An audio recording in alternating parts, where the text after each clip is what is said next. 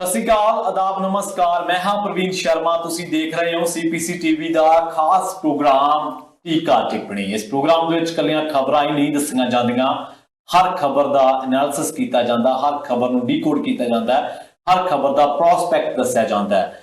ਅੱਜ ਗੱਲਬਾਤ ਕਰਾਂਗੇ ਮਨਜਿੰਦਰ ਸਿੰਘ ਸਿਰਸਾ ਦੀ। ਦਲ ਬਦਲੀਆਂ ਤਾਂ ਲਗਾਤਾਰ ਸਾਰੇ ਦੇਸ਼ ਦੇ ਵਿੱਚ ਹੁੰਦੀਆਂ ਹੀ ਨੇ, ਪਰ ਮਨਜਿੰਦਰ ਸਿੰਘ ਸਿਰਸਾ ਦੇ ਬੀਜੇਪੀ ਦੇ ਵਿੱਚ ਆਫੀਸ਼ੀਅਲੀ ਜਾਣ ਤੇ ਇੰਨੀ ਡੀਕੋਡਿੰਗ ਕਿਉਂ, इन्हें सवाल क्यों, इसे गल ते जाणांगे। पर कुछ लोग होर थ्योरी ते काम कर रहे ने, कुछ नूं लगदा है कि मनजिंदर सिंह सिरसा भेजे गए ने, कुछ नूं लगदा लिआंदा गया।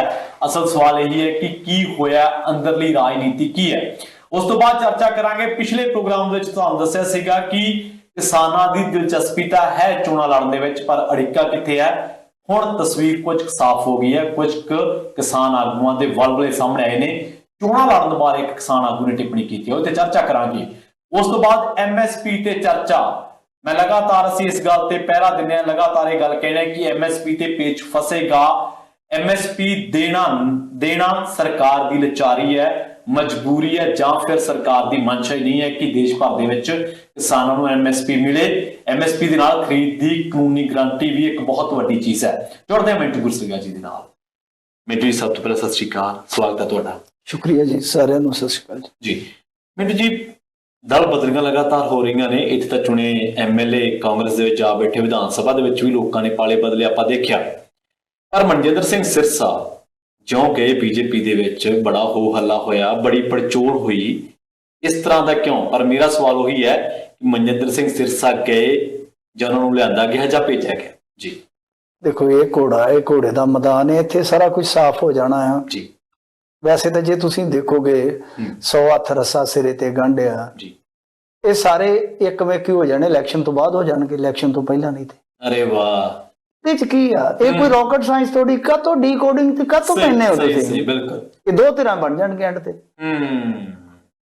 एक भानुमती दा कुनबा जी, कहीं का ईट कहीं का रोड़ा जी जी, समझदे हो ना, कि एक सरकार बन जूगी रली मिली। हाँ जी, हो सकदा जी। ते ਜਿਹੜੇ ਦੂਜੇ ਰਹਿ ਗਏ ਆ ਉਹ ਇਕੱਠੇ ਹੋ ਕੇ ਵਿਰੋਧੀ ਧਿਰ ਚ ਆ ਜਾਣਗੇ। ਦੋ ਹੀ ਧਿਰਾਂ ਰਹਿ ਗਈਆਂ, ਤੁਰੇ ਫਿਰੋ ਪਹਿਲਾਂ ਜਿੰਨੀਆਂ ਮਰਜ਼ੀ ਰਹਿ, ਜੋ ਮਰਜ਼ੀ ਕਰ ਲੋ। ਇਹਦੇ ਚ ਤੇ ਕੋਈ ਰਾਕਟ ਸਾਇੰਸ ਹੀ ਹੈ ਨਹੀਂ। ਜੋ ਇਸ ਟਾਈਮ ਖਿਲਰਵੀਂ ਇਸ ਵੇਲੇ ਪਰਿਸਥਿਤੀ ਹੈ ਜੀ, ਇਹਦੇ ਚ ਤੇ ਕੋਈ ਔਖਾ ਹੀ ਨਹੀਂ ਸਮਝਣਾ ਇਸ ਸਥਿਤੀ ਨੂੰ। ਕੈਪਟਨ ਇੱਕ ਪਾਸੇ ਹੋ ਜੂ, ਭਾਜਪਾ ਇੱਕ ਪਾਸੇ ਹੋ ਜੂ, ਹੋ ਸਕਦਾ ਅਕਾਲੀ ਬਸਪਾ ਗੱਠਜੋੜ ਇੱਕ ਪਾਸੇ ਹੋ ਜਾਣ ਹਾਂਜੀ ਸਰਕਾਰ ਬਣਾਉਣ ਵਾਸਤੇ, ਤੇ ਆਮ ਆਦਮੀ ਪਾਰਟੀ ਤੇ ਕਾਂਗਰਸ ਇੱਕ ਪਾਸੇ ਰਹਿ ਜਾਣ ਜੀ। ਕੁਛ ਉਹ ਵੀ ਕਰ ਸਕਦੇ ਆ, ਕਾਮਯਾਬੀ ਪਤਾ ਨਹੀਂ ਕਿਹਨੂੰ ਮਿਲੇਗੀ। ਇਹਦੇ ਚ ਕੀ ਆ, ਕਿਸਾਨ ਆ ਜਾਣਗੇ, ਜਿੱਦਾਂ ਤੁਸੀਂ ਹੁਣ ਜ਼ਿਕਰ ਕਰ ਹੀ ਦਿੱਤਾ, ਕਿਸਾਨ ਆ ਜਾਣਗੇ, ਇੱਕ ਧਿਰ ਨਹੀਂ ਤੇ ਵਿਚਾਲੇ ਉਹ ਖੜ ਜਾਣਗੇ ਜੀ। ਸਾਫ਼ ਤੇ ਰਾਣੇ ਦੇ ਚ ਕੀ ਆ। ਬਾਕੀ ਜਿਹੜਾ ਮਨਜਿੰਦਰ ਸਿੰਘ ਸਿਰਸੇ ਵਾਲਾ, ਮਨਜਿੰਦਰ ਸਿੰਘ ਸਿਰਸਾ, ਮੈਨੂੰ ਦੱਸੋ ਕਿ ਉਹਨਾਂ ਤੋਂ ਜੁਦਾ ਕਿਦਾਂ ਸੀਗਾ? ਠੀਕ ਹੈ, ਉਹਨਾਂ ਤੋਂ ਜੁਦਾ ਕਿਦਾਂ ਸੀ ਜੀ? ਕਮਲ ਤੇ 2 ਵਾਰ MLA ਬਣਿਆ, ਰਜ਼ੌਰੀ ਗਾਰਡਨ ਬਣਿਆ ਬਿਲਕੁਲ। ਫਿਰ ਤੇ ਕੋਈ ਸ਼ੱਕ ਰਹਿੰਦਾ ਹੀ ਨਹੀਂ ਆ। ਉੱਥੇ ਕਈ ਤੁਰੇ ਫਿਰਦੇ ਆ, ਇੱਕ ਪਾਸੇ ਤੇ ਉਹ ਪੰਥਕ ਚੋਲਾ ਪਾਈ ਫਿਰਦੇ ਉੱਥੇ, ਤੇ ਦੂਜੇ ਪਾਸੇ ਆਪਣੀਆਂ ਘਰ ਵਾਲੀਆਂ ਨੂੰ ਕਾਉਂਸਲਰ ਜਾਂ ਆਪਣੇ ਰਿਸ਼ਤੇਦਾਰਾਂ ਨੂੰ ਬਣਾਈ ਫਿਰਦੇ ਆ। ਬਿਲਕੁਲ, ਰਲਵਾ ਮਿਲਵਾ ਕੰਮ ਹੈ, ਰਾਜਨੀਤੀ ਚੱਲਦੀ ਇਸੇ ਤਰ੍ਹਾਂ। ਬਾਕੀ ਦਿੱਲੀ ਹੋਰ ਕਿਸਮ ਦੀ ਇੱਕ ਤਬੀਅਤ ਰੱਖਦੀ ਆ। ਠੀਕ ਹੈ, ਦਿੱਲੀ ਦਾ ਸਿੱਖ ਨੈਸ਼ਨਲਿਸਟ, ਦਿੱਲੀ ਦਾ ਸਿੱਖ ਕਾਰੋਬਾਰੀ ਜੀ, ਦਿੱਲੀ ਦਾ ਸਿੱਖ ਦੋਵੇਂ ਸਰਕਾਰਾਂ ਨਾਲ ਰੱਖਦਾ ਉੱਥੇ। ਠੀਕ ਹੈ, ਛੋਟੀ ਸਰਕਾਰ ਨਾਲ ਵੀ, ਵੱਡੀ ਸਰਕਾਰ ਨਾਲ ਵੀ ਜੀ। ਤੇ ਮਨਜਿੰਦਰ ਸਿੰਘ ਸਿਰਸਾ ਦੀਆਂ ਤੇ ਢੇਰਾਂ ਕਮਜ਼ੋਰੀਆਂ ਨੇ। ਢੇਰ ਸਭ ਤੋਂ ਵੱਡੀ ਤੁਹਾਨੂੰ ਮੈਂ ਦੱਸ ਦੇਣਾ, ਪਿਛਲੇ ਦਿਨ ਕੀ ਹੋਇਆ ਕਿ 38 ਲੱਖ ਦੇ ਪੁਰਾਣੇ ਨੋਟ ਨਿਕਲੇ ਆ।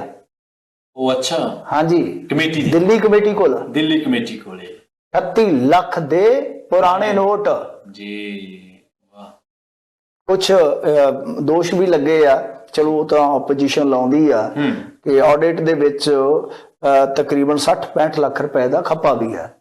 ਉਹ ਤੋਂ ਜੁਦਾ 38 ਲੱਖ ਦੇ ਪੁਰਾਣੇ ਨੋਟ ਨਿਕਲ ਆਏ ਨੇ ਜੀ। ਹੁਣ ਪੁਰਾਣੇ ਨੋਟ ਇਸ ਟਾਈਮ ਕਹਿ ਲੋ ਕਿ ਬੜੀ ਪੁਆੜੇ ਦੀ ਜੜ ਆ, ਬਹੁਤ ਜ਼ਿਆਦਾ। ਤੁਹਾਨੂੰ RBI ਕੇ ਸੱਟੀ ਘੇਰ ਲੂਗੀ, ਕਿੱਥੇ ਭੱਜ ਲੋਗੇ, ਕਿੱਥੋਂ ਭੱਜ ਲੋਗੇ? ਹਾਂਜੀ, ਕੱਢ ਰਹੇ ਹੋ। ਹਾਂਜੀ, ਬਾਕੀ ਕਈ ਕਿਸਮ ਦੀਆਂ ਕਰਪਸ਼ਨਾਂ ਦੇ ਦੋਸ਼ ਨੇ ਜੀ, ਹੈਗੇ ਨੇ। ਕਿੱਥੇ ਜਾਣਾ ਆ, ਨੱਸ ਕੇ ਕਿੱਥੇ ਜਾਓਗੇ ਜੀ? ਗੱਲ ਇਹ ਆ ਕਿ ਜੇ ਆਪਾਂ ਦੇਖੀਏ, ਜਿਹੜੀ ਗੱਲ ਸੋਚਣ ਵਾਲੀ ਹੈ, ਹਾਂਜੀ, ਮਤਲਬ ਕਿ ਮੈਂ ਹਮੇਸ਼ਾ ਇੱਕ ਨਾ ਹਿਸਟਰੀ ਦਾ ਨਿਚੋੜ ਕੱਢ ਕੇ ਦੇਖਿਆ ਜੀ ਤੇ ਬਹੁਤਾ ਤੇ ਨਹੀਂ ਮੈਨੂੰ ਪਤਾ ਇੰਨਾ, ਤੇ ਮੈਂ ਕੋਈ ਇਤਿਹਾਸਕਾਰ ਨਹੀਂ ਹੈਗਾ, ਨਾ ਇਤਿਹਾਸ ਦਾ ਇੰਨਾ ਕੋਈ ਪੜ੍ਹਾਕੂ ਹਾਂ। ਹਾਂ, ਜਦੋਂ ਦੇ 5-7 ਸਦੀਆਂ ਦਾ ਇਤਿਹਾਸ ਪੜ੍ਹ ਕੇ ਵੇਖੋਗੇ, ਧਰਮ ਨੂੰ ਬਹੁਤ ਹੱਦ ਤੱਕ ਜਿੰਨੇ ਵੀ ਹਾਕਮ ਹੋਏ ਆ ਉਹਨਾਂ ਨੇ ਕੁਵਰਤਿਆ ਹੈ। ਇੱਕ ਹੁੰਦਾ ਵਰਤਿਆ, ਇੱਕ ਹੁੰਦਾ ਕੁਵਰਤਿਆ। ਜੀ ਜੀ, ਵਰਤੋਂ ਕਰੋਗੇ ਨਾ ਧਰਮ ਦੀ ਤਾਂ ਠੀਕ ਆ, ਫਿਰ ਤਾਂ ਤੁਸੀਂ ਧਾਰਮਿਕ ਹੀ ਬਣ ਜਾਂਦੇ। ਇਨਸਾਨੀਅਤ ਦਾ ਵੀ ਕੁਝ ਇਹਨਾਂ ਨੇ ਵਰਤੋਂ ਨਹੀਂ ਕੀਤੀ, ਇਹਨਾਂ ਨੇ ਕੁਵਰਤੋਂ ਕੀਤੀ ਆ। ਦਾਰਾ ਸ਼ਕੋਹ ਨੂੰ ਮਾਰ ਕੇ ਔਰੰਗੇ ਨੇ ਆਖਿਆ ਕਿ ਇਹ ਹਿੰਦੂਵਾਦੀ ਹੋ ਗਿਆ ਜੀ, ਉਹਨੇ ਸਾਂਝੀਵਾਲਤਾ ਦੀ ਗੱਲ ਕੀਤੀ। ਸਕੇ ਭਰਾ ਨੂੰ ਮਾਰ ਕੇ, ਕਿਉਂਕਿ ਜਨਤਾ ਦਾਰਾ ਸ਼ਕੋਹ ਦੇ ਨਾਲ ਸੀ ਜੀ, ਔਰੰਗੇ ਨੇ ਆਪਣੇ ਨਾਲ ਲਾਉਣ ਵਾਸਤੇ ਇਹ ਕਿਹਾ ਕਿ ਇਹ ਮੁਸਲਮ ਰਿਹਾ ਹੀ ਨਹੀਂ, ਪਾਕ ਰਿਹਾ ਹੀ ਨਹੀਂ, ਜਿਹਨੂੰ ਅਸੀਂ ਨੈਰੇਟਿਵ ਕਹਿ ਦਿੰਦੇ ਆ। ਏਦਾਂ ਹੀ ਆ ਚੱਲਦਾ। ਉਹਦੀ ਜੀਵਨੀ ਕਿਤੇ ਪੜ੍ਹ ਕੇ ਦੇਖ ਲਿਓ। ਅੱਛਾ, ਦੂਜੀ ਚੀਜ਼ ਇਹ ਆ ਕਿ ਅੱਜ ਵੀ ਤੌਰ ਤਰੀਕੇ ਉਹੀ ਨੇ। ਅੱਜ ਸਾਂਝੀਵਾਲਤਾ ਦੀ ਗੱਲ ਕਰਨ ਵਾਲੇ ਨੂੰ ਬਸ ਫਰਕ ਇੰਨਾ ਕੋਈ ਦੇਸ਼ ਧਰੋਹੀ ਕਹਿ ਦਿੱਤਾ ਜਾਂਦਾ। ਬਿਲਕੁਲ ਸਹੀ, ਫਰਕ ਕੁਛ ਨਹੀਂ ਹੈ, ਧਰਮ ਨੂੰ ਵਰਤਿਆ ਜਾਂਦਾ। ਹੁਣ ਤੁਸੀਂ ਦੇਖੋ ਕਿ ਉੱਥੇ ਗੱਲ ਦੇ ਵਿੱਚ ਸਾਫਾ ਪਵਾ ਕੇ ਮਨਜਿੰਦਰ ਸਿੰਘ ਸਿਰਸਾ ਕੀ ਕਹਿ ਰਿਹਾ? ਕਹਿ ਇਹ ਰਿਹਾ ਕਿ ਮੈਂ ਸਿੱਖ ਕੌਮ ਦੇ ਮੁੱਦੇ ਹੱਲ ਕਰਾਉਣ ਵਾਸਤੇ ਚੱਲਿਆ ਜੀ, ਕਹਿ ਰਹੇ ਨੇ। ਉੱਥੇ ਵੀ ਇੱਕ ਤਰ੍ਹਾਂ ਨਾਲ ਕਹਿ ਲਓ ਕਿ ਨਿੱਜੀ ਮਜਬੂਰੀ ਆ ਜਾਂ ਮਫਾਦ ਆ ਜਾਂ ਪਾਰਟੀ ਦੀ ਕੋਈ ਰਣਨੀਤੀ ਆ, ਛੱਡੋ ਖੜਾ। ਉੱਥੇ ਵੀ ਧਰਮ ਨੂੰ ਹੀ ਵਿੱਚ ਲਿਆ ਕੇ ਵਰਤਿਆ ਜਾ ਰਿਹਾ ਜੀ, ਢਾਲ ਹੈ ਧਰਮ। ਤਾਂ ਉਹ ਲੀਡਰਸ਼ਿਪ ਕਿਹੜੀ ਹੈ ਜਿਹਦੇ ਬਾਰੇ ਕਹਿੰਦੇ ਹੋ ਕਿ ਉਹ ਹੱਲ ਨਹੀਂ ਕਰਵਾ ਸਕੀ ਮਸਲੇ? ਜੀ, ਮਸਾਇਲ ਤੁਸੀਂ ਹੱਲ ਨਹੀਂ ਕਰਵਾ ਸਕੇ ਤਾਂ ਤੁਸੀਂ ਵੀ ਲੀਡਰਸ਼ਿਪ ਦਾ ਹਿੱਸਾ ਸੀਗੇ। ਉਹ ਕਿਹੜੀ ਗਰੰਟੀ ਹੈ ਕਿ ਤੁਸੀਂ ਸਾਰੇ ਮਸਾਇਲ ਹੱਲ ਕਰਵਾਓਗੇ? ਜੀ, ਹੱਲ ਕਰਵਾਓਗੇ। ਔਰ ਗੱਲ ਤੇ ਇਹ ਆ ਕਿ ਫਿਰ ਇਹਦਾ ਮਤਲਬ ਕਿ ਕਿਸਾਨਾਂ ਨੂੰ ਵੀ ਭਾਜਪਾ 'ਚ ਸ਼ਾਮਲ ਹੋ ਜਾਣਾ ਚਾਹੀਦਾ ਸੀ ਆਪਣੇ ਮਸਾਇਲ ਹੱਲ ਕਰਵਾਉਣ ਵਾਸਤੇ। ਹਾਂ, ਇਹਦਾ ਮਤਲਬ ਕਿ ਜੇ ਤੁਸੀਂ ਮਸਾਇਲ ਹੱਲ ਕਰਾਉਣੇ, ਮੁਸਲਮਾਨਾਂ ਨੂੰ ਵੀ ਪਹਿਲਾਂ ਹਿੰਦੂਆਂ 'ਚ ਸ਼ਾਮਲ ਹੋਣਾ ਪਊਗਾ ਜੀ। ਉਹਨਾਂ ਦੇ ਮਸਾਇਲ ਤਾਂ ਹੱਲ ਹੋਣਗੇ। ਇਹ ਤੇ ਬੜਾ ਮੈਂ ਕਹੂੰਗਾ ਤਰਕਹੀਨ ਜੇ ਕਹੀਏ ਕਿ ਸਾਰਾ ਪ੍ਰਸੰਗ ਹੈ ਇਹਨਾਂ ਦਾ, ਜੋ ਵੀ ਇਹਨਾਂ ਨੇ ਉੱਥੇ ਰਚਿਆ ਵਾ। ਖੈਰ, ਜੋ ਮਰਜ਼ੀ ਆ, ਮਰਜ਼ੀ ਇਹਨਾਂ ਦੀ ਆਪਣੀ। ਤੇਰਾ ਦਿਲ ਮਰਜ਼ੀ ਦਾ ਮਾਲਕ, ਐਸੀ ਰੋਕਣ ਵਾਲੇ ਕੌਣ ਹੈ ਜੀ। ਗੱਲ ਇਹ ਆ ਕਿ ਇਹਨਾਂ ਦੀ ਮਰਜ਼ੀ ਆ, ਪਰ ਉਹਦੇ 'ਚ ਕੋਈ ਬਹੁਤਾ ਫਰਕ ਨਹੀਂ ਪੈਂਦਾ। ਮਨਜਿੰਦਰ ਸਿੰਘ ਸਿਰਸਾ ਭੇਜਿਆ ਗਿਆ, ਖੜਿਆ ਉਹਨਾਂ ਨੇ ਜਾਂ ਗਿਆ, ਕੁਛ ਨਹੀਂ ਹੈ। ਮਨਜਿੰਦਰ ਸਿੰਘ ਸਿਰਸਾ ਕੱਲ ਵੀ ਉਹਨਾਂ ਲਈ ਖੇਡਦਾ ਸੀਗਾ, ਅੱਜ ਵੀ ਉਹਨਾਂ ਲਈ ਖੇਡੂਗਾ। ਹਾਂਜੀ, ਫਰਕ ਸਿਰਫ ਇਹ ਆ ਕਿ ਅੱਗੇ ਕੰਗਣਾ ਰਣੌਤ ਦੇ ਖਿਲਾਫ ਜਾ ਕੇ ਕੰਪਲੇਂਟ ਕਰਦਾ ਫਿਰਦਾ ਸੀ, ਹੁਣ ਹੋ ਸਕਦਾ ਕੰਗਣਾ ਰਣੌਤ ਦਾ ਕੋਈ ਟਵੀਟ ਸ਼ੇਅਰ ਕਰ ਦਿਆ ਕਰੇ। ਜ਼ਿੰਮੇਵਾਰੀ ਵੱਧ ਗਈ ਆ, ਹੋਰ ਕੀ, ਅੱਗੇ ਨਾਲ ਜ਼ਿੰਮੇਵਾਰੀ ਵੱਧ ਗਈ ਆ। ਬਾਕੀ ਕਮੇਟੀ ਦਾ ਉੱਥੇ ਰੇੜਕਾ, ਕਮੇਟੀ ਦੀ ਚੋਣ ਹੋ ਚੁੱਕੀ ਹੈ। ਮੈਂਡੇਟ ਸ਼੍ਰੋਮਣੀ ਅਕਾਲੀ ਦਲ ਬਾਦਲ ਨੂੰ ਮਿਲਿਆ ਜੀ। ਇਹ ਹਾਰ ਗਏ ਸੀ, ਸ਼੍ਰੋਮਣੀ ਅਕਾਲੀ ਦਲ ਬਾਦਲ ਮੈਂਡੇਟ ਹਾਸਲ ਕਰ ਗਿਆ ਸੀ ਕਲੀਅਰਲੀ, ਪਰ ਅੜਿੱਕਾ ਡਾਇਆ ਜਾ ਰਿਹਾ ਉੱਥੇ। ਇਹ ਸਾਫ਼ ਆ, ਸੱਚ ਆ ਕਿ ਉਸ ਕਮੇਟੀ ਨੂੰ ਵਜੂਦ ਦੇ ਵਿੱਚ ਲਿਆਉਣ ਤੋਂ ਰੋਕਿਆ ਜਾ ਰਿਹਾ। ਕੱਲ ਨੂੰ ਹੋ ਸਕਦਾ ਮਨਜਿੰਦਰ ਸਿੰਘ ਸਿਰਸਾ ਨੂੰ ਉੱਥੇ ਜ਼ਿੰਮੇਵਾਰੀ ਸੌਂਪ ਦੇਣ ਕਿ ਤੁਰਿਆ ਫਿਰ। ਅੱਗੇ ਵੀ ਤੇ ਹੈਗੇ ਹੀ ਆ ਸਿੱਖ ਲੀਡਰ, ਤੇ ਅੱਗੇ ਵੀ ਭਾਜਪਾ 'ਚ ਤੁਰੇ ਫਿਰਦੇ ਆ। ਉਹਨਾਂ ਨੇ ਕਿੰਨੇ ਕੁ ਮਸਾਇਲ ਹੱਲ ਕਰਾਏ ਉਹ ਵੀ ਤੁਹਾਡੇ ਸਾਹਮਣੇ ਹੀ ਆ। ਬਾਕੀ ਦੇਖੋ ਕਦੋਂ ਹੁਣ ਉਹ ਸ਼ੁਭ ਘੜੀ ਆਏਗੀ ਜਦੋਂ ਸਿੱਖਾਂ ਦੇ ਸਾਰੇ ਟੋਟਲੀ ਮਸਲੇ ਜਿਹੜੇ ਆ ਉਹ ਹੱਲ ਹੋ ਜਾਣਗੇ। ਨਹੀਂ ਤੇ ਇੱਕ ਮਸਲਾ ਤਾਂ ਮੈਂ ਤੁਹਾਨੂੰ ਕਿਹਾ ਕਿ ਉਹ ਤੇ ਹੱਲ ਹੋ ਜਾਣਾ ਜੀ, ਕਿ ਕੱਲ ਨੂੰ ਇਲੈਕਸ਼ਨ ਤੋਂ ਬਾਅਦ ਇਹ ਮਸਲਾ ਤੇ ਹੱਲ ਹੋ ਜਾਏਗਾ ਕਿ ਜਿਹੜੇ ਦੂਰ ਦੂਰ ਖੜੇ ਆ ਉਹ ਬਿਲਕੁਲ ਕਲੋਜ਼ ਅਪ ਤੋਂ ਕੋਈ ਫੋਟੋ ਖਿਚਵਾ ਦੇਣ ਜੀ। ਬਿਲਕੁਲ, ਪਿਛਲੇ ਐਪੀਸੋਡ ਦੇ ਵਿੱਚ ਆਪਾਂ ਜ਼ਿਕਰ ਕੀਤਾ ਸੀਗਾ ਕਿ ਐਮਐਸਪੀ ਤੇ ਨਾਲੋਂ ਨਾਲ ਚੋਣਾਂ ਲੜਨ ਦੇ ਬਾਰੇ। ਸਵਾਲ ਬੜਾ ਅਹਿਮ ਹੈ, ਦੋਨੇ ਸਵਾਲ ਬੜੇ ਅਹਿਮ ਨੇ। ਐਮਐਸਪੀ ਤੇ ਚਰਚਾ ਵੀ ਕਰਾਂਗੇ, ਪਰ ਚੋਣਾਂ ਲੜਨ ਤੇ ਚਰਚਾ ਜ਼ਰੂਰ ਕਰਦੇ ਹਾਂ। ਮੈਨੂੰ ਜਦੋਂ ਆਪਾਂ ਪਿਛਲੀ ਮਰਤਬਾ ਚਰਚਾ ਕੀਤੀ ਸੀ ਇਸੇ ਪ੍ਰੋਗਰਾਮ ਦੇ ਵਿੱਚ, ਤਾਂ ਉਦੋਂ ਕੁਝ ਕੰਦਰਲੀਆਂ ਗੱਲਾਂ ਬਿਆਨਾਂ ਦਾ ਹਵਾਲਾ ਦੇ ਕੇ ਤੁਸੀਂ ਗੱਲ ਦੱਸੀ ਸੀ, ਚੰਗੀ ਤਰ੍ਹਾਂ ਮੈਨੂੰ ਯਾਦ ਆ। ਝੜੂਨੀ ਜੀ ਬਾਰੇ, ਰੁੱਲ ਸਿੰਘ ਮਾਨਸਾ ਜੀ ਦੇ ਬਿਆਨਾਂ ਨੂੰ ਆਪਾਂ ਪੜਚੋਲਿਆ ਸੀ ਮਾੜਾ ਮੋਟਾ। ਪਰ ਹੁਣ ਦੱਸਦੇ ਕਿ ਇੱਕ ਕਿਸਾਨ ਆਗੂ ਨੇ ਖੁੱਲ ਕੇ ਕਹਿਦਾ ਵੀ ਜੇ ਪੰਜਾਬ ਜਾਏਗੀ ਤਾਂ ਚੋਣਾਂ ਲੜੇਗੀ। ਕਿਹੜੇ ਨਹੀਂ ਦੇਖੋ, ਕੁਲਵੰਤ ਸਿੰਘ ਸੰਧੂ ਆ, ਉਹਨਾਂ ਨੇ ਏਬੀਪੀ ਦੇ ਨਾਲ ਗੱਲਬਾਤ ਕਰਦਿਆਂ ਸਾਫ਼ ਕੀਤਾ ਕਿ ਦੇਖੋ ਇੱਥੇ ਬਹਿ ਕੇ ਤੇ ਭਾਜਪਾ ਨੂੰ ਨਹੀਂ ਨਾ ਹਰਾਇਆ ਜਾ ਸਕਦਾ। ਅੱਛਾ, 5 ਰਾਜਾਂ ਦੇ ਵਿੱਚ ਭਾਜਪਾ ਨੂੰ ਹਰਾ ਕੇ ਹੋਰ ਵੀ ਮੰਗਾਂ ਮਨਵਾਈਆਂ ਜਾ ਸਕਦੀਆਂ। ਜਾਂ ਉਹਨਾਂ ਨੇ ਕਿਹਾ ਕਿ ਸਾਂਝਾ ਫਰੰਟ ਬਣਾ ਕੇ ਕਿਸਾਨ ਜਿਹੜੇ ਆ ਉਹ ਇਲੈਕਸ਼ਨ ਦੇ ਵਿੱਚ ਉਤਰ ਸਕਦੇ। ਪਰ ਨਾਲ ਉਹਨਾਂ ਨੇ ਇਹ ਸਾਫ਼ ਕੀਤਾ ਕਿ ਜਦੋਂ ਤੱਕ ਇੱਥੋਂ ਗੱਲ ਨਹੀਂ ਨਿਬੜਦੀ ਉਹ ਪਾਰਟ ਜਿਹੜਾ ਉਦੋਂ ਤੱਕ ਸ਼ੁਰੂ ਨਹੀਂ ਹੋਏਗਾ। ਠੀਕ ਹੈ, ਇਹ ਵੀ ਸਪਸ਼ਟ ਹੈ। ਇਹ ਨਹੀਂ ਉਹਨੇ ਕਿਹਾ ਕਿ ਅਸੀਂ ਬਸ ਬੋਰੀ ਬਿਸਤਰਾ ਬੰਨ ਲਿਆ ਤੇ ਅਸੀਂ ਤੇ ਚੱਲੇ ਆ ਭਾਈ ਜੀ, ਖਸਮਾਂ ਦਾ ਸਿਰ ਖਾਓ, ਜਿਹਨੇ ਬਹਿਣਾ ਬਹਿ ਜਾਓ, ਜਾਣਾ ਸ਼ਾਇਦ। ਹਾਂਜੀ, 4 ਵਾਲੀ ਮੀਟਿੰਗ ਦਾ ਇੰਤਜ਼ਾਰ ਕਰਨਗੇ। ਬਾਕੀ ਗੱਲ ਇਹ ਆ ਕਿ ਦੇਖੋ ਕਿਸਾਨ ਫਰੰਟ ਬਣਦਾ ਜਾਂ ਨਹੀਂ ਬਣਦਾ ਕਿਸਾਨ ਫਰੰਟ ਕਿੰਨੇ ਬਣ ਗਏ ਵੀ ਕਈ ਸਵਾਲ ਨੇ ਕਿ ਗੁਰਨਾਮ ਸਿੰਘ ਚੜੂਨੀ ਉਸ ਫਰੰਟ ਦਾ ਹਿੱਸਾ ਬਣ ਜਾਣਗੇ। ਮੈਨੂੰ ਲੱਗਦਾ ਮੁਸ਼ਕਲ। ਉਹ ਤੇ ਕੱਲ ਮੀਟਿੰਗ 'ਚ ਨਹੀਂ ਆਏ ਜੀ, ਉਹਨਾਂ ਨੇ ਆਪਣੀ ਮੀਟਿੰਗ ਲਹਿਦਾ ਕੀਤੀ ਆ। ਵਾਹ, ਆਪਣੀ ਆਪਣੀ ਮੀਟਿੰਗ ਉਹਨਾਂ ਨੇ ਲਹਿਦਾ ਕਰਕੇ ਆਪਣੀ ਹੋਂਦ ਕਿਤੇ ਨਾ ਕਿਤੇ ਵੱਖਰੀ ਦਰਸਾਈ ਆ। ਉਹ ਤੇ ਮਿਸ਼ਨ ਪੰਜਾਬ ਇੰਨੇ ਚਿਰ ਤੋਂ ਐਲਾਨੀ ਬੈਠੇ ਆ, ਉਹ ਕਦੋਂ ਇਹ ਕਹਿਣਗੇ ਕਿ ਮੈਂ ਤੁਹਾਡੇ ਮਗਰ ਆਵਾਂ? ਉਹ ਕਹਿਣਗੇ ਕਿ ਸਾਰਾ ਫਰੰਟ ਤੁਸੀਂ ਲੈ ਕੇ ਤੇ ਮੇਰੇ ਮਗਰ ਆ ਜਾਓ। ਹਾਂ, ਅਸੀਂ ਪਹਿਲਾਂ ਫਿਰਦੇ ਇੱਥੇ। ਠੀਕ ਹੈ ਨਾ ਜੀ। ਸੋ ਇਸ ਕਰਕੇ ਇੱਕ ਸੰਭਾਵਨਾ ਤੇ ਬਣ ਰਹੀ ਆ ਕਿ ਲੱਖਾ ਸਿਧਾਣਾ ਹੋਰੀ ਜਿਸ ਤਰ੍ਹਾਂ ਪਾਰਟੀ ਦਾ ਕਹਿ ਰਹੇ ਆ ਉਹ ਇਹੀ ਆ। ਠੀਕ ਹੈ, ਉਹੀ ਆ ਜੋ ਉਹ ਗੱਲ ਕਹਿੰਦੇ ਆ, ਉਹਦਾ ਨਤੀਜਾ ਉਹੀ ਆ, ਉਹਦੀ ਵਿਆਖਿਆ ਉਹੀ ਆ। ਠੀਕ ਹੈ, ਕਿ ਪਾਰਟੀ ਬਣਾਵਾਂਗੇ ਜਾਂ ਫਰੰਟ ਬਣਾਵਾਂਗੇ ਤਾਂ ਉਹਦੇ ਵਿੱਚ ਸਿੱਧੇ ਤੌਰ ਤੇ ਕਿਸੇ ਵੀ ਪਾਰਟੀ 'ਚ ਨਹੀਂ ਜਾਣਗੇ ਜੀ। ਆਮ ਆਦਮੀ ਪਾਰਟੀ 'ਚ ਵੀ ਨਹੀਂ ਜਾ ਸਕਦੇ, ਕਿਸਾਨ ਆਗੂ ਕਿਵੇਂ ਚਲੇ ਜਾਣਗੇ? ਰਾਜੇਵਾਲ ਦਾ ਤਾਂ ਪਹਿਲਾਂ ਹੀ ਗੁੱਡਾ ਵੱਜਿਆ ਹੋਇਆ ਬਹੁਤ ਜ਼ਿਆਦਾ। ਇਸੇ ਕਰਕੇ ਜੇ ਤੁਸੀਂ ਦੇਖੋਗੇ ਤਾਂ ਕਿਤੇ ਨਾ ਕਿਤੇ ਸੰਭਾਵਨਾ ਹੈ ਕਿ ਕਿਸਾਨ ਫਰੰਟ ਜੇ ਬਣੇਗਾ, ਮੈਂ ਜਿਵੇਂ ਕਿਹਾ ਕਿ ਧਿਰਾਂ ਦੋ ਹੀ ਨਜ਼ਰ ਆਉਣਗੀਆਂ। ਠੀਕ ਹੈ, ਕਿਸਾਨ ਫਰੰਟ ਬਣੇਗਾ ਤਾਂ ਹੋ ਸਕਦਾ ਆਮ ਆਦਮੀ ਪਾਰਟੀ, ਤੇ ਕੱਲ ਨੂੰ ਅੱਗੇ ਜਾ ਕੇ ਆਮ ਆਦਮੀ ਪਾਰਟੀ, ਕਾਂਗਰਸ, ਇਹ ਫਰੰਟ, ਜੇ ਕੋਈ ਇਹਨਾਂ ਦੇ ਕੋਲ ਕੋਈ 4-5 ਸੀਟਾਂ ਆ ਗਈਆਂ, ਕਿਉਂਕਿ ਗਾਂ ਕਿਸਾਨੀ ਵੋਟ ਜਿਹੜੀ ਆ ਉਹ ਪ੍ਰਵੀਨ ਜੀ ਥਾਲੀ 'ਚ ਥੋੜੀ ਪਰੋਸੀ ਪਈ ਆ। ਗਾਂ ਰਵਾਇਤੀ ਪਾਰਟੀਆਂ ਦੀ ਉਹ 22ਵੀਂ ਵੋਟ ਆ, ਉਹਨੂੰ ਤੋੜਨਾ ਇੰਨੇ ਘੱਟ ਸਮੇਂ ਦੇ ਵਿੱਚ ਬਹੁਤ ਔਖਾ ਹੈ। ਕੱਢ ਰਹਾ ਉਹਨਾਂ ਦਾ ਗਰਾਊਂਡ ਤੇ ਕੱਢ ਰਿਹਾ ਕਾਂਗਰਸ ਦਾ, ਅਕਾਲੀ ਦਲ ਦਾ, ਆਮ ਆਦਮੀ ਪਾਰਟੀ ਦਾ ਵੀ ਹੁਣ ਤੇ ਹੈ। ਬਿਲਕੁਲ ਹੈ। ਸੋ ਉਹਨੂੰ ਤੋੜ ਕੇ ਨਰੋਲ ਆਪਣੇ ਪੱਧਰ ਤੇ ਫਰੰਟ ਉਸਾਰ ਕੇ ਮਗਰ ਲਾ ਕੇ ਤੇ ਜੇ ਤੁਸੀਂ ਕਹੋ ਕਿ 40-50 ਸੀਟਾਂ ਜਿੱਤ ਜਾਵਾਂਗੇ, ਬੜਾ ਮੁਸ਼ਕਲ ਹੈ ਪ੍ਰਵੀਨ ਜੀ। ਹਾਂ, ਕੁਛ ਜਿਹੜੀਆਂ ਪੇਂਡੂ ਸੀਟਾਂ ਨੇ ਉਹਨਾਂ ਨੂੰ ਟਾਰਗੇਟ ਕੀਤਾ ਜਾ ਸਕਦਾ ਹੈ।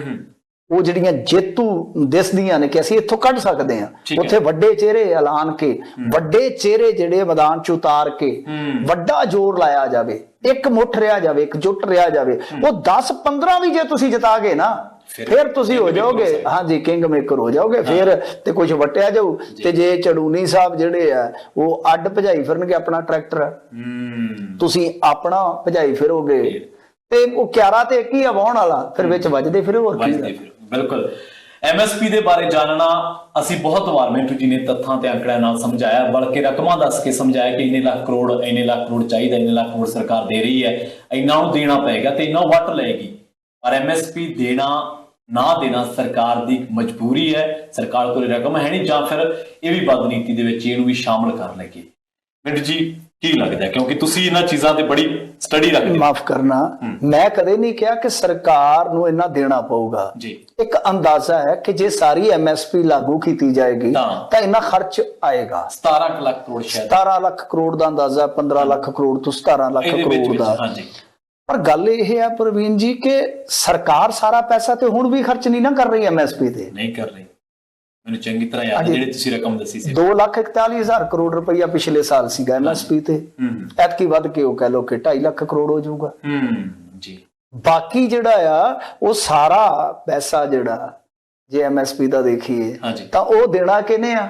ਉਹ ਵਪਾਰੀ ਨੇ ਦੇਣਾ, ਬਸ ਤੁਸੀਂ ਗਰੰਟੀ ਦੇਣੀ, ਕਾਨੂੰਨ ਬਣਾਉਣਾ ਹੈ ਜੀ। ਪਰ ਇਹ ਬਹਿਸ ਹੋ ਹੀ ਨਹੀਂ ਰਹੀ। ਅਫਸੋਸ ਦੀ ਗੱਲ ਆ ਕਿ ਮੈਂ ਤਾਂ ਹੈਰਾਨ ਆ ਕਿ ਜੇ ਤੁਸੀਂ ਦੇਖੋਗੇ ਤਾਂ ਬਹਿਸ ਚੱਲ ਹੀ ਦੂਸਰੇ ਪਾਸੇ ਪਈ ਆ ਕਿ ਅਸੀਂ ਐਜੀਟੇਸ਼ਨ ਜਾਰੀ ਰੱਖੀਏ ਜਾਂ ਮੁਕਾ ਦਈਏ, ਇਲੈਕਸ਼ਨ ਲੜੀਏ ਜਾਂ ਨਾ ਲੜੀਏ। MSP ਦੀ ਬਹਿਸ ਠੀਕ ਹੈ, ਡੱਲੇਵਾਲ ਸਾਹਿਬ ਨੇ ਧੂ ਕੇ ਲਿਆਂਦਾ ਹੈ, ਠੀਕ ਹੈ, ਇਸ ਬਹਿਸ ਨੂੰ ਲੀਹ ਤੇ ਧੂ ਕੇ ਲਿਆਂਦਾ ਵਾ ਡੱਲੇਵਾਲ ਨੇ। ਉਹਨੇ ਦੱਸਿਆ ਵੀ ਹੈ ਕਿ ਇਹਦੇ ਵਿੱਚ ਜੇ ਲੁਕਵੀਂ ਬਾਜ਼ੀ ਹੈ ਤਾਂ ਉਹ ਸਾਰੀ ਗੈਟ ਸਮਝੌਤੇ ਦੀ ਹੈ, ਉਹ ਬਾਜ਼ੀ ਪਲਟਣੀ ਹੈ ਤਾਂ ਸਾਨੂੰ ਇੱਕ ਲੰਬੀ ਲੜਾਈ ਲੜਨੀ ਪਵੇਗੀ। ਪਰ ਇਸ ਤੋਂ ਵੀ ਅੱਗੇ ਜਾ ਕੇ ਜੇ ਦੇਖੋਗੇ ਤਾਂ MSP ਦੀ ਜੇ ਚਰਚਾ ਖੋਲ ਕੇ ਕਰੋਗੇ ਤਾਂ ਬਹੁਤ ਜ਼ਰੂਰੀ ਹੈ ਕਿ ਤੁਸੀਂ ਦੇਖੋ ਖੇਤੀ ਲਾਗਤ ਅਤੇ ਮੁੱਲ ਕਮਿਸ਼ਨ ਹੈ ਜਿਹੜਾ, ਪਹਿਲਾਂ ਤੇ ਉਹਨੂੰ ਕਾਨੂੰਨੀ ਦਰਜਾ ਦਿਵਾਓ। ਠੀਕ ਹੈ, ਕੀ ਤੁਹਾਨੂੰ ਇਲਮ ਹੈ ਕਿ ਉਹਦੇ ਕੋਲ ਕਾਨੂੰਨੀ ਦਰਜਾ ਨਹੀਂ ਹੈਗਾ ਜੀ? ਜਿਸ ਬਾਡੀ ਕੋਲ ਕਾਨੂੰਨੀ ਦਰਜਾ ਹੀ ਨਹੀਂ ਹੈਗਾ, ਸਹੀ ਹੈ, ਬਿਲਕੁਲ, ਉਹਦੀ ਸਿਫਾਰਿਸ਼ ਆ। ਹੁਣ ਮੰਨ ਲਓ ਮੈਂ ਕੋਈ ਅਧਿਕਾਰੀ ਨਹੀਂ ਆ, ਕੋਈ ਚੁਣਿਆ ਨੁਮਾਇੰਦਾ ਨਹੀਂ ਆ, ਮੈਂ ਜਾ ਕੇ ਉੱਥੇ ਸਰਪੰਚ ਨੂੰ ਕਹਿਣਾ ਕਿ ਪਿੰਡ ਦੇ ਵਿੱਚ ਸਰਪੰਚਾ ਰੇਤਾ ਬੜੀ ਉੱਡਦੀ ਆ, ਟਰਾਲੀਆਂ ਲੰਘਦੀਆਂ, ਪਾਣੀ ਛਿੜਕਾ ਦੇ। ਹੁਣ ਮੈਂ ਜਾ ਕੇ ਅਪੀਲ ਹੀ ਕਰ ਸਕਦਾ, ਸੁਝਾਅ ਹੀ ਦੇ ਸਕਦਾ, ਮੰਨਣਾ ਜਾਂ ਨਾ ਮੰਨਣਾ ਸਰਪੰਚ ਦੀ ਮਰਜ਼ੀ ਆ। ਇਹਦੇ ਉਲਟ ਜੇ BDPO ਕਵੇ ਤਾਂ ਇਹਦੀ ਕੋਈ ਗੱਲ ਨਹੀਂ ਕਰਦਾ ਕਿ ਅਸੀਂ ਗਰੰਟੀ ਕਰੀ ਜਾਂਦੇ ਆ। ਉਹ ਦੇ ਕੇ ਗਰੰਟੀ ਖੇਤੀ ਲਾਗਤ ਅਤੇ ਮੁੱਲ ਕਮਿਸ਼ਨ ਤੋਂ ਮੁੱਲ ਹੀ ਉਹਨਾਂ ਕੋ ਪਵਾ ਦੇਣਗੇ, ਕੀ ਕਰੋਗੇ? ਇਹ ਵੀ ਹੈ, ਇਹ ਸੋਚਦੇ ਹੀ ਨਹੀਂ, ਅਸੀਂ ਪਤਾ ਨਹੀਂ ਕਿ ਕਿੱਧਰ ਤੁਰੇ ਫਿਰਦੇ ਆ, ਅਸੀਂ ਸਾਡਾ ਧਿਆਨ ਕਿੱਧਰ ਆ। ਦੂਜੀ ਗੱਲ ਜਿਹੜੀ ਸਭ ਤੋਂ ਬੁਨਿਆਦੀ ਨੁਕਤਾ ਤੇ ਇਹ ਹੋਣਾ ਚਾਹੀਦਾ ਕਿ ਇਸ ਕਮਿਸ਼ਨ ਨੂੰ ਪਹਿਲਾਂ ਤੇ ਕਾਨੂੰਨ ਦੇ ਦਾਇਰੇ ਚ ਲਿਆਓ, ਸੰਵਿਧਾਨ ਦੇ ਦਾਇਰੇ ਚ ਲਿਆਓ। ਠੀਕ ਹੈ, ਠੀਕ ਹੈ ਨਾ ਜੀ। ਸਰਕਾਰ ਨੂੰ ਇਹ ਮਜਬੂਰ ਨਹੀਂ ਕਰ ਸਕਦਾ, ਤੁਹਾਨੂੰ ਮੈਂ ਕੰਮ ਦੀ ਗੱਲ ਦੱਸ ਰਿਹਾ ਵਾਂ। ਦੂਜੀ ਚੀਜ਼ ਇਹ ਆ ਕਿ ਹੁਣ ਮੌਕਾ ਹੈ ਜਦੋਂ ਤੁਸੀਂ ਕਹੋ ਕਿ ਹਾਂ ਭਾਈ ਤੁਸੀਂ ਖੇਤੀ ਦੇ ਵਿੱਚ ਕਿਹਾ ਸੀਗਾ ਕਿ ਆਮਦਨ ਦੁੱਗਣੀ ਕਰਾਂਗੇ, ਤਾਂ ਤੁਸੀਂ ਸਾਡੀ ਜਿਹੜੀ ਆਮਦਨ ਦੁੱਗਣੀ ਕਰਨੀ ਹੈ ਨਾ, ਉਹਦੇ ਵਿੱਚ ਇੱਕ ਹੋਰ ਛੋਟਾ ਜਿਹਾ ਕੰਮ ਕਰੋ, ਤੁਸੀਂ C2 plus 50% ਸਾਨੂੰ ਦੇਣਾ ਸਟਾਰਟ ਕਰੋ। ਠੀਕ ਹੈ, ਸਾਡੀ ਆਮਦਨ ਆਟੋਮੈਟਿਕਲੀ ਹਾਂਜੀ ਦੁੱਗਣੀ ਤੇ ਨਹੀਂ ਹੋਏਗੀ, ਪਰ ਆਮਦਨ ਕੁਝ ਸਫੀਸ਼ੀਐਂਟ ਹੋ ਸਕਦੀ ਹੈ। ਮੈਂ ਤੁਹਾਨੂੰ ਇੱਕ ਮਿਸਾਲ ਦੇ ਦਿੰਦਾ, ਮੇਰੇ ਕੋਲ ਚਾਰਟ ਬਣੇ ਪਏ ਨੇ ਜੀ, ਚਾਰਟ ਬਣੇ ਪਏ ਨੇ ਸਾਰੀਆਂ ਚੀਜ਼ਾਂ ਦੇ। ਮੈਂ ਤੁਹਾਨੂੰ ਦੱਸ ਦਿੰਦਾ ਕਿ ਜਿੱਦਾਂ ਹੁਣ ਕਣਕ ਆ ਇਹ ਦਿੰਦੇ A2 ਦੇ ਤਹਿਤ, ਜਿਹੜਾ ਕਿ ਮੈਂ ਤੁਹਾਨੂੰ ਬਹੁਤ ਵਾਰੀ ਦੱਸ ਚੁੱਕਾ ਕਿ 3 ਫਾਰਮੂਲੇ, ਉਹਦੇ ਚੋਂ ਇੱਕ ਇਹ ਪਿਕ ਕਰਦੇ ਆ A2 plus FL ਜੀ, ਫੈਮਿਲੀ ਲੇਬਰਿੰਗ, ਤੇ ਦੂਸਰੇ ਪਾਸੇ A2 ਹੋ ਗਿਆ। ਉਹਦੇ ਚ ਇਹ ਜਿਹੜਾ ਮਤਲਬ ਕਿ ਕਾਸਟ ਗਿਣਦੇ ਆ ਉਹ 1008 ਆ ਜਿਹੜਾ ਅਗਲਾ ਵਿੱਤੀ ਵਰ੍ਹਾ ਹੈ ਉਹਦੇ ਮੁਤਾਬਕ ਜੋ ਦੇਣਾ ਇਹਨਾਂ ਨੇ। ਠੀਕ ਹੈ, ਉਹਦੇ ਚ ਕਾਸਟ ਗਿਣੀ 1008।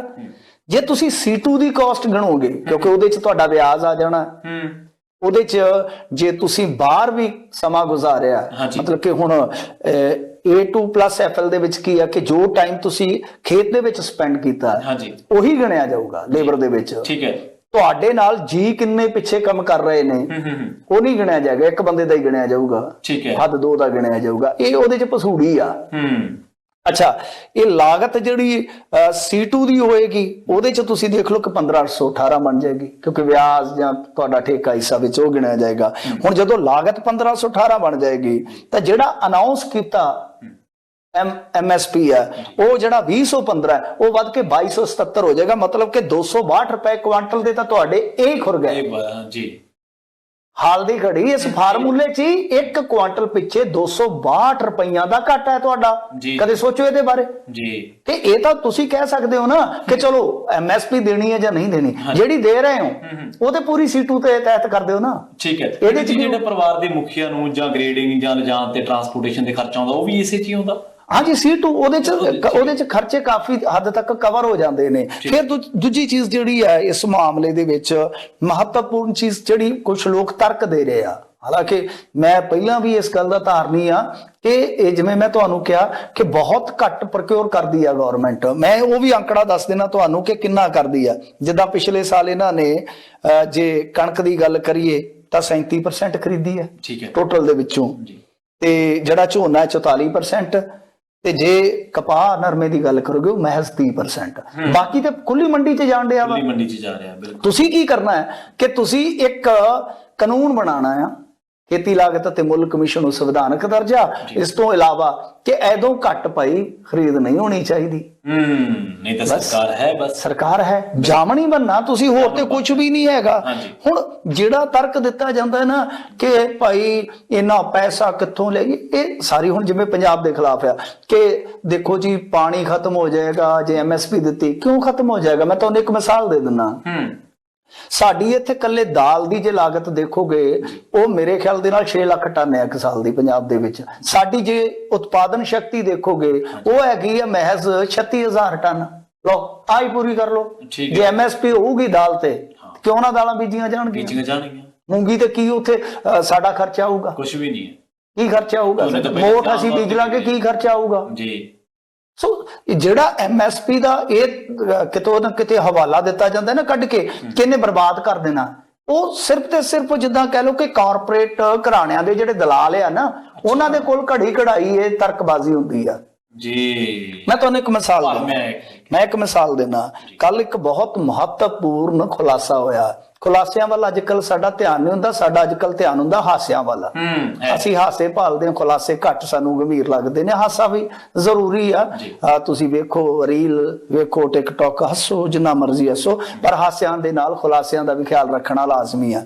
ਕੱਲ ਬੈਂਕਾਂ ਦੀ ਇੱਕ ਨਾ ਕਹ ਲੋ ਕਰਮਚਾਰੀਆਂ ਦੀ ਐਸੋਸੀਏਸ਼ਨ ਆ, ਉਹਨਾਂ ਨੇ ਜਿਹੜਾ ਖੁਲਾਸਾ ਕੀਤਾ ਉਹਦੇ ਮੁਤਾਬਕ 10 ਫਰਮਾਂ ਹੀ ਉਹਨਾਂ ਨੇ ਜ਼ਿਕਰਤ ਕੀਤੀਆਂ ਨੇ, ਉਹ ਮਤਲਬ ਕਿ ਸ਼ਾਮਲ ਕੀਤੀਆਂ, ਉਹਨਾਂ ਦੀ ਸ਼ਮੂਲੀਅਤ ਕੀਤੀ ਹੈ। 10 ਫਰਮਾਂ ਉਹਦੇ ਚ ਐਸਆਰ ਤੋਂ ਸ਼ੁਰੂ ਹੋ ਜਾਓ।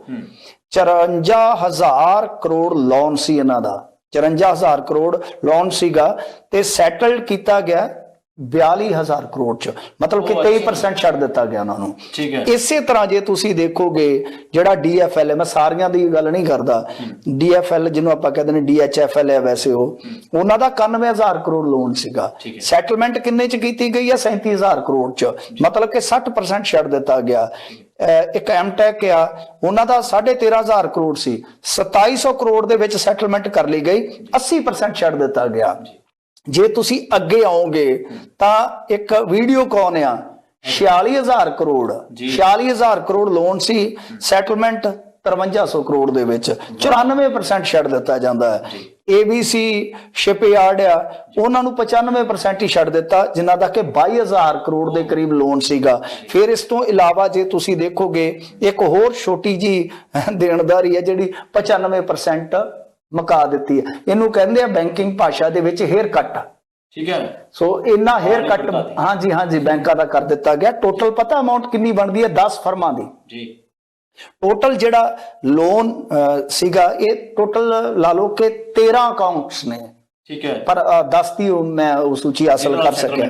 ਹਾਂਜੀ, 4,46,800 ਕਰੋੜ ਦੀ ਟੋਟਲ ਦੇਣਦਾਰੀ ਜਿਹੜੀ ਕਿ ਸੈਟਲ ਜਿੱਦਾਂ ਕਹਿ ਲਓ ਕਿ ਕਰ ਦਿੱਤੀ ਗਈ ਆ, ਉਹ ਹੈਗੀ ਆ 1,61,820 ਕਰੋੜ ਰੁਪਇਆ, ਮਤਲਬ ਕਿ 2,84,980 ਕਰੋੜ ਰੁਪਇਆ ਉਹਨਾਂ ਦਾ ਛੱਡ ਦਿੱਤਾ ਸੈਟਲਮੈਂਟ। ਹਾਂਜੀ, ਇਹਦੇ ਬਾਰੇ ਤੁਹਾਨੂੰ ਕੋਈ ਚੈਨਲ ਵਾਲਾ ਨਹੀਂ ਦੱਸੇਗਾ। ਆ ਕਿੰਨੇ ਮੋਦੀ ਦੇ ਮਿੱਤਰ ਮੰਡਲੀ ਵਾਲੇ ਆ, ਕਾਰਪੋਰੇਟ ਘਰਾਣੇ ਜਿਹੜੇ ਮੇਰੇ ਖਿਆਲ ਦੇ ਨਾਲ ਤਕਰੀਬਨ 7-8 ਸਾਲਾਂ ਦੇ ਵਿੱਚ ਮੇਰਾ ਮੋਟੇ ਤੌਰ ਤੇ ਅੰਦਾਜ਼ਾ ਹੈ ਕਿ 8 ਤੋਂ 10 ਲੱਖ ਕਰੋੜ ਦਾ ਲਾਹਾ ਲੈ ਗਏ ਇਸੇ ਤਰੀਕੇ ਨਾਲ। ਉਹਨਾਂ ਪੈਸਿਆਂ ਦੀ ਕੋਈ ਚਿੰਤਾ ਨਹੀਂ ਹੈ। ਉਹ ਕੀ ਆ ਕਿ ਅਨਿਲ ਅੰਬਾਨੀ ਆ, ਤੁਸੀਂ ਦੇਖਿਆ ਹੀ ਹੈ ਨਾ, ਮੁਕੇਸ਼ ਦਾ ਭਰਾ ਜੀ, ਉਹਦੀ ਵੀ ਫਰਮ ਹੁਣ ਇਹਨਾਂ ਨੇ ਬਿਕਵਾਲੀ ਤੇ ਲਾ ਦਿੱਤੀ ਆ, ਦਵਾਲਾ ਨਿਕਲ ਗਿਆ ਜੀ ਉਹਦਾ। ਠੀਕ ਹੈ। ਪਰ ਹੋਇਆ ਕੀ ਹੈ ਕਿ ਉਹ ਪੈਸਾ ਲੋਨ ਦਾ ਸੀਗਾ। ਹੁਣ ਮੰਨ ਲਓ 50,000 ਕਰੋੜ ਲੋਨ ਬਣਿਆ ਪਿਆ, ਉਹਦਾ 40,000 ਕਰੋੜ ਐਗਜ਼ੈਕਟ ਫਿਗਰ, ਪਰ 50,000 ਕਰੋੜ ਲੈ ਲਓ ਤਾਂ ਐਸੈਟਸ ਉਹਦੇ ਕਿੰਨੇ ਦੇ ਰਹਿ ਜਾਣਗੇ? 5,000 ਕਰੋੜ ਦੇ। ਉਹ ਅੱਛਾ, 45,000 ਕਰੋੜ ਲੈ ਕੇ ਉਹ ਗਿਆ। ਨੰਗ ਬੰਦਾ, ਮਲੰਗ ਬੰਦਾ, ਜਿਹੜਾ ਅਲਾਨੀਆ ਕਹਿੰਦਾ ਕਿ ਮੈਂ ਤੇ ਨੰਗ ਮਲੰਗ ਆ ਜੀ, ਡੈਫੀਮੇਸ਼ਨ ਪਾਉਂਦਾ। ਹਾਂਜੀ ਉਹ ਗਾਣਾ ਵੀ ਸੀ ਨਾ, ਯਾਰ ਤੇਰੇ ਨੂੰ ਹੋ ਗਿਆ ਮਲੰਗ ਪੁਣੇ ਦਾ ਬੁਖਾਰ, ਏਦਾਂ। ਹਾਂਜੀ ਸੀਗਾ। ਤੇ ਮਲੰਗ ਪੁਣੇ ਦਾ ਜਿਹਨੂੰ ਬੁਖਾਰ ਆ, ਬਿਮਾਰ ਆ ਜਿਹੜਾ ਨੰਗ ਪੁਣੇ ਦੇ ਨਾਲ, ਤੇ ਉਹਨੂੰ ਰਾਫੇਲ ਦੀ ਡੀਲ ਦੇ ਵਿੱਚ ਸੌਦਾ ਦੇ ਦਿੱਤਾ ਜਾਂਦਾ। ਅੰਨੀ ਮੱਛੀ ਆ, ਇਸ ਤੋਂ ਵੱਧ ਹੋਰ ਕੀ ਆ ਕਿ ਇਹਨਾਂ ਦਾ ਕਦੇ ਜ਼ਿਕਰ ਹੀ ਨਹੀਂ ਕੀਤਾ ਜਾਂਦਾ। ਤੇ ਜਿਹੜਾ ਕਿਸਾਨਾਂ ਨੂੰ ਪੈਸਾ ਜਾਊਗਾ ਉਹ ਤੇ ਯਾਰ ਤੁਹਾਡੇ ਆਰਥਿਕ ਬਾਜ਼ਾਰ ਚ ਆਉਣਾ ਹੈ। ਮੈਂ ਵਾਰ-ਵਾਰ ਕਹਿਣਾ ਕਿ ਉਹ ਪੈਸਾ ਜਿਹੜਾ ਛੋਟਾ ਬੰਦਾ ਸੰਦੂਕਾਂ ਚ ਪਾ ਕੇ ਨਹੀਂ ਰੱਖਦਾ। ਸੋ MSP ਬਾਰੇ ਬਹੁਤ ਵੱਡੇ ਪੱਧਰ ਤੇ ਭਰਮ ਫੈਲਾਏ ਜਾ ਰਹੇ ਆ। ਅਫਸੋਸ ਦੀ ਗੱਲ ਹੈ ਕਿ ਕਾਊਂਟਰ ਹੋਣ ਦੀ ਥਾਂ ਤੇ, ਕਾਊਂਟਰ ਕਰਨ ਦੀ ਥਾਂ ਤੇ, ਚਾਹੇ ਪੰਜਾਬੀ ਮੀਡੀਆ ਵਿੱਚ ਮੈਨੂੰ ਲਾ ਲਓ, ਚਾਹੇ ਕਿਸਾਨ ਆਗੂ ਲਾ ਲਓ, ਅਸੀਂ ਹੋਰ ਹੀ ਬਹਿਸਾਂ ਦੇ ਵਿੱਚ ਫਸੇ ਹੋਏ ਹਾਂ। ਜੀ ਮਿੰਟੂ ਜੀ, ਬਹੁਤ ਬਹੁਤ ਧੰਨਵਾਦ। ਸ਼ੁਕਰੀਆ ਜੀ, ਮਿਹਰਬਾਨੀ।